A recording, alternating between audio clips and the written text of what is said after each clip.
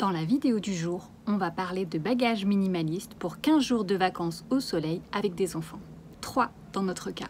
Coucou la compagnie, c'est Clémence, je suis plus que ravie de vous retrouver dans cette vidéo hebdomadaire que je tourne depuis mon lieu de vacances en Corse. Aujourd'hui, comme je vous le disais, on va parler de bagages minimalistes et juste avant de ce faire, je vais faire un petit disclaimer. Pour ceux qui ne connaîtraient pas le petit jargon, le disclaimer, c'est quelque chose que l'on dit au début de sa vidéo quand on s'apprête à parler d'un sujet qui pourrait créer polémique alors que ce n'est pas du tout le but. Du coup, on explique que ce qu'on va dire n'engage que soi, que ce n'est pas la vérité, que chacun peut faire sa vie à sa sauce, évidemment. Voici donc mon petit disclaimer. Le minimalisme dont je vais parler dans cette vidéo est notre minimalisme.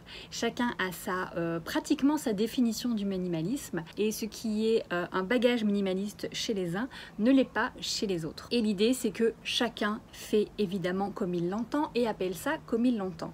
Ce que je vais vous présenter moi, c'est le bagage des enfants que je considère comme minimaliste. Vous constaterez que ce n'est pas un minimalisme pur. Disons que nous sommes des pratiquants modérés, desquels peut-être vous pourrez vous inspirer si le cœur vous en dit. En gros, vous attendez pas à ce qu'on parte depuis notre maison en maillot de bain avec 3 cartes d'identité pour 5. Ça n'arrivera pas. Alors pourquoi on s'intéresse au minimalisme pour les vacances en famille? Pour la simple et bonne raison que porter des bagages pour 5 lorsqu'on est 2 en gros à porter, c'est lourd. Du coup, on réduit ce qu'on peut pour se faciliter la vie dans le portage vraiment réel des valises, mais aussi dans la vie quotidienne, parce que posséder moins, avoir moins de vêtements, c'est devoir faire moins de choix dans la journée, etc. Ça simplifie la vie, en fait, tout simplement. Mais j'ai oublié de me présenter là, non? J'ai oublié. On va le faire. Alors, pour ceux qui me découvrent sur cette chaîne, vous êtes sur la chaîne de l'Odyssée à petits pas. Je suis Clémence et je suis maman de 3 enfants. Je vous partage sur cette chaîne tout ce que je sais et ce que je pratique dans le domaine de la parentalité. N'hésitez pas à aller voir d'autres vidéos que j'ai produites. Vous pouvez aussi vous inscrire au routard de la parentalité. Je vous mets les infos en dessous de la vidéo pour recevoir mes lettres privées avec du concret, des astuces et de la vraie vie. Mais revenons à notre sujet du jour. Pour notre voyage en Corse, donc, nous avons dû respecter les contraintes de notre compagnie aérienne. Quand on veut voyager pas cher, on n'a pas beaucoup de bagages. Ça veut donc dire dans notre cas que nous avions droit à 5 bagages à main aux dimensions de 45 par 36 par 20. Et si vous vous demandez ça représente quoi comme volume, elle est où? Ça fait ça. Donc la valise d'Apolline, elle est parfaite. Le souci, c'est qu'on n'en avait qu'une. Voilà. On a donc dû composer. On est donc parti finalement avec 4 contenants, 4 bagages au lieu des 5 autorisés. Donc la valise d'Apolline, un sac cabas plus petit, mais un peu de même forme, mais plus petit, et 2 sacs à dos. Bon, clairement, dans ces 3 autres sacs, on en met moins. Mais bon, on s'adapte. Au niveau de l'organisation de ces bagages, tous les vêtements, tout ce dont les enfants ont besoin pour les 15 jours des vacances se trouve dans la valise pour les 3 enfants. Et maintenant, donc, je vous explique la façon dont je procède pour que ça passe. Voici mes 8 astuces pour réussir ce challenge. Alors ma première astuce, c'est d'utiliser au maximum des vêtements multifonctions. Je vais prendre 2 exemples. Ils ont dans leur bagage un pantalon. J'appelle ça le pantalon de voyage. C'est idéalement, parce que là j'avais pas exactement ce que j'aurais voulu, mais c'est pas grave, on s'adapte. Un pantalon de voyage, c'est-à-dire que c'est quelque chose qui ressemble, c'est un coton qui ressemble à une matière de jogging, mais qui n'est pas aussi épais qu'un jogging, vous voyez. Ce pantalon-là, qu'ils utiliseront ou pas, en tout cas, il a pour vocation de protéger du froid. En Corse, là, on étouffe, hein, mais je parle pas de ce froid-là. Le froid par exemple des clims dans les aéroports, dans les avions, dans les trains. C'est un pantalon qui va leur permettre de se protéger des moustiques éventuellement le soir s'il y a besoin. Et sait-on jamais, j'en sais rien, moi, ça pourrait très bien faire pyjama. Donc comme je vous le dis là, a priori, ça ne servira pas en tant que pyjama, mais ce sont des matières qui s'adaptent et si jamais ils avaient besoin, ils pourraient dormir avec parce que c'est confortable. Le deuxième exemple que je vais vous prendre pour dire prenez des vêtements multifonctions, c'est le pyjama. pyjama que je leur ai pris là pour les vacances. Je leur ai simplement pris une culotte et un marcel pour la simple et bonne raison qu'il fait chaud, au cas où vous n'auriez pas compris. Et puis, eh bien, tout simplement, c'est que ce marcel, si jamais on se rend compte que dans une journée, ils veulent le porter pour X raisons, c'est un vêtement qui à la base n'est pas un pyjama, donc ils peuvent très bien mettre en extérieur. Je le passe à l'eau, ça sèche très vite. Ils peuvent le mettre la journée, ils mettront autre chose le soir, ou ils mettront rien d'ailleurs parce qu'il fait chaud. Donc tout ça pour dire que c'est des choses qui ne sont pas étiquetées comme vêtements de nuit, et du coup on les porte la nuit, mais si jamais on voulait, on les porte aussi le jour. La deuxième astuce, ça sera de prendre des vêtements qui sont interchangeables, qui vont au maximum les uns avec les autres. Par exemple, je prends des vêtements unis au maximum, tout simple, comme ça tout est interchangeable. La troisième astuce pour se faciliter la vie, c'est de prendre pour tous les enfants les mêmes tenues. Je m'explique. J'ai pris 3 shorts bleus, 2 shorts noirs et une jupe noire. Ils ont 3 t-shirts dans les tons orange et rouge. Tout ça pour dire que je prends des tenues qui se ressemblent parce que quand je pacte pour le retour, je sais ce que je dois avoir. Il n'y a pas des choses complètement disparates où je dois réfléchir qu'est-ce qu'ils avaient pris, qu'est-ce que j'oublie, etc. Et la petite cerise sur le gâteau, c'est que lorsqu'on fait des photos, c'est plutôt mignon parce qu'ils ont des tenues qui s'accordent et qui sont un petit peu raccords. Voilà. La quatrième astuce, c'est de pacter toutes les affaires dans un packing cube, un séparateur, un petit sac de compression. Je vous montre ça. Alors là, je l'ai ouvert, donc en fait, on dirait un chou-fleur, parce que tout est sorti.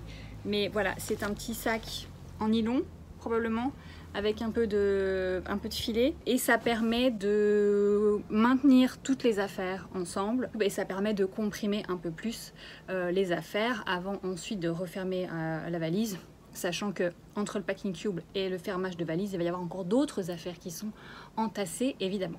La cinquième astuce, c'est de rouler les vêtements plutôt que de les plier. Alors, je ne vais pas vous faire la démonstration là parce que je vais aller profiter de la plage, d'ici rien.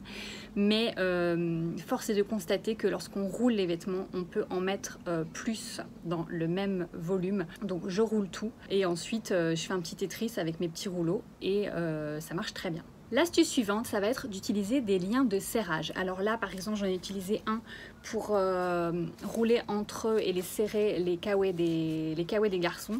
C'en est un là à scratch, mais vous pouvez vous en faire ou vous en faire faire. Ma chère maman m'en avait fait pour le tour du monde, avec simplement une sangle, une boucle, et puis c'est parti, vous serrez tout ça, ça se tient dans la valise. Si vous devez ouvrir la valise, justement ça fait pas chou-fleur qui explose.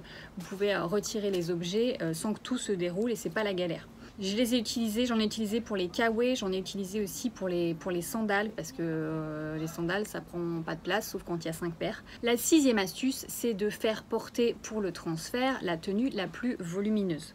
Ça veut donc dire qu'ils ont leur basket sur eux et que les sandales sont dans le sac. Ça veut dire qu'ils prennent leur gilet, même si a priori il fait bon, ils n'en ont pas besoin. Moi, ça ne passe pas dans les valises, donc ils portent leur gilet. De toute façon, la plupart du temps, il y a la clim quand on est en transfert dans les transports, donc finalement le gilet est plutôt le bienvenu. Et puis sinon, ma foi, ils portent leur gilet et ça va très bien aussi comme ça, ce qui fait qu'au niveau volume, on gagne encore un peu de place. Et la huitième astuce, la dernière, et c'est celle qui régit le monde des minimalistes, on n'emmène pas de au cas où. Enfin, on n'emmène pas. On essaye de limiter tous les vêtements au cas où. Ouais, mais je prends ça au cas où il se tâche. Ouais, mais je prends ça au cas où il trouve son pantalon. Oui, mais je prends ça au cas où il salisse son deuxième bavoir. Ouais, mais je prends ça. À chaque fois, vous dites au cas où, de toute façon, c'est pas très bon. C'est un indice sur le fait que peut-être vous devriez vous en passer si vous avez envie de voyager léger. Alors s'agissant de la valise à proprement parler et de ce que j'ai mis dans la valise des enfants, je vais vous en lire le contenu et puis je vous le mettrai aussi en dessous de la vidéo pour que vous puissiez éventuellement vous en inspirer si le cœur vous en dit. Un pantalon de voyage comme je vous en ai déjà parlé, un gilet, donc comme je le disais, je prends toujours un zip à capuche. Ils ont donc 2 tenues décontractées, en gros c'est 2 shorts et 2 t-shirts. Ils ont une belle tenue pour sortir, c'est-à-dire un autre short avec une chemise, enfin une chemisette. Ils ont un pyjama qui consiste donc en un caleçon et un marcel. Ils ont un maillot de bain, un t-shirt de bain. Ils ont des baskets qu'ils avaient au pied pour le voyage, des sandales et des claquettes de plage, sauf pour Ulysse parce qu'il n'arrive pas à marcher avec. Chacun une casquette, chacun une paire de lunettes de soleil, chacun un kawaii. Et au niveau des sous-vêtements, ils ont 2 slips et ils ont le 3e slip qui sert de tenue de pyjama, pour la nuit. Ils ont aussi 2 paires de chaussettes. Alors ça c'est la liste. Alors petite exception pour Apolline qui a un peu plus de tenue parce qu'elle m'en a fait la demande. Elle voulait absolument prendre son combi short et elle a pris également une robe que les garçons n'ont pas. Donc voilà ce qu'il y a dans la valise des enfants. Donc tout rentre, tout ce que je vous ai cité rentre en pactant correctement, rentre dans la valisette bagage cabine. Alors pour vous rassurer, si vous voulez tenter cette expérience du bagage minimaliste à votre sauce, à votre façon, n'oubliez pas que bien sûr il va y avoir des petites sessions de lessive. Parfois on part en vacances peut-être en se disant ouais mais je vais pas faire de lessive, je prends ce qu'il faut. Mais en fait, faire une lessive, c'est long quand on fait une lessive en machine, parce que la machine, elle travaille pendant 1 heure ou je sais pas combien de temps. Quand on lave à la main, ça reste vite fait, quoi. Rincer les culottes le soir ou rincer des t-shirts un soir, il y en a pour 10 minutes. Ça sèche, en tout cas ici, là, ça va sécher très vite. Ah oui, j'ai pas précisé aussi, mais de prendre des matières qui sèchent vite au maximum quand vous avez le choix. Mais on peut toujours laver ses vêtements et les faire sécher et ainsi ne pas emmener pléthore d'objets. Si jamais la lessive à la main, ça ne vous tente pas, évidemment, eh ben, vous allez aussi dans une laverie. Alors selon évidemment où vous partez en vacances, si vous partez faire de la rando pendant 15 jours, il est fort peu probable que vous croisiez une laverie. Mais souvent, on peut imaginer que vous en trouverez une là où vous irez en vacances. Et gardez en tête que si jamais vous vous rendez compte qu'il y a un gros loupé dans les bagages, vous avez oublié quelque chose, voilà, ça craint, vous avez oublié des trucs. Bah déjà, c'est l'expérience. Donc l'expérience se fait, vous saurez, vous ferez mieux la prochaine fois. Et puis, encore une fois, sauf si vous faites de la rando pleine montagne pendant 15 jours, j'imagine que vous avez sur vous une carte bleue. J'imagine que vous trouverez sans grande difficulté un magasin et vous pourrez aller acheter ce qu'il manque et vous saurez pour la fois d'après que pour telle vacance ou telle, voilà, cet objet-là a été indispensable et c'est une façon d'apprendre et donc de grandir aussi. Et si jamais vous vous dites que ça n'est pas pour vous, que vous n'arrivez pas à réduire le nombre de vos possessions que vous amenez en vacances, dites-vous tout simplement peut-être que votre bagage est trop grand ou que votre voiture est trop grande. Plus on a de l'espace, plus on le remplit. Vous le savez comme moi, la nature a horreur du vide. Je vous remercie d'avoir regardé la vidéo. Pensez à liker, à partager, à commenter, à vous abonner à l'Odyssée à petits pas si ça n'est pas déjà fait. J'étais ravie de vous partager ce contenu. J'espère que ça aura pu vous aider. Et n'oubliez pas de vous inscrire au routard de la parentalité.